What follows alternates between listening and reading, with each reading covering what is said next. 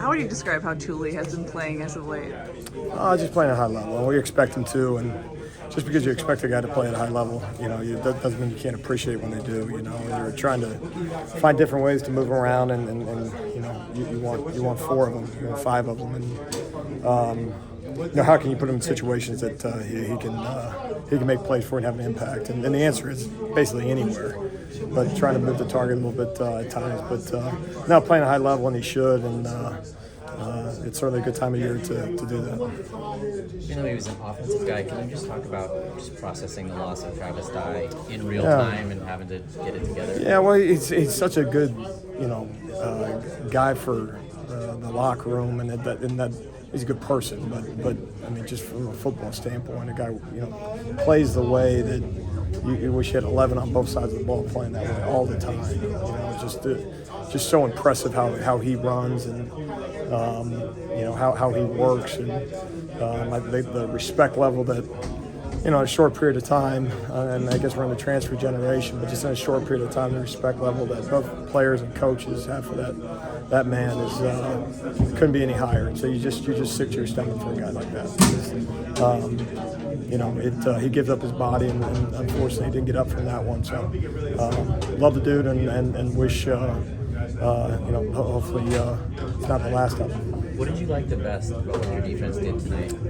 Yeah, hard to quantify. I thought there were stretches of the time playing well. I thought third downs were kind of marked improvement. Some opportunities to get some pressure on the quarterback. Obviously, an opportunity to get a couple takeaways. And I still think there's some other opportunities out there. And there's a lot of plays that we got to diagnose, and still too many plays that get started. I think we've had this conversation going back to spring. Defensively, you have to, if they get every play started in the backfield, meaning and they get to the line of scrimmage, it's difficult when they spread you out, like all offenses do now. It's very difficult to be a lead in the run game. And so, I thought there was more opportunity for us to have an impact in terms of just penetrating, disrupted play in the defensive front. And so from a negative standpoint, I was fairly displeased with that.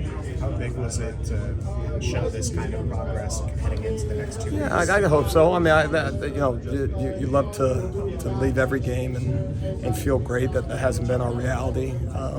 Not completely surprised that it hasn't been our reality, But then I think also too is you got to be honest with yourself. Whether it's situational defense, whether it's not finishing games, what exactly took place, as opposed to just the generic, well, we didn't play well. That doesn't move the needle. There's no how do you correct that, And so the last couple of weeks, one of the big emphasis is, and we showed them, the stats, to kind of back us up, is that not finishing ball games, and then not playing well. We're just midway through the third quarter, a couple weeks ago in Arizona, or last week, obviously, 20 points on the fourth game. Where'd that come from? And one part of it is giving the credit to your opponent, but no, I thought there were some good things tonight. Certainly was, and we got another great week of practice. And I think number one, as always, to be 9-1 sitting here in November. Don't ever take that for granted, man.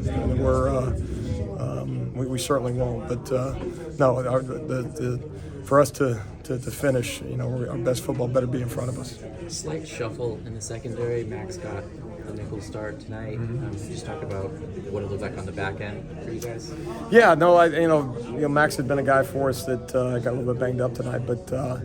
Kind of similar to the conversation we have about Tuli, where you want him at this spot and you want him at that spot, and then, the number one, you don't want him off the field. And so, it's trying to find that, the right mix of guys, and then putting guys in a position that they can be playable and make plays for you. And so that's something we'll continue to look at.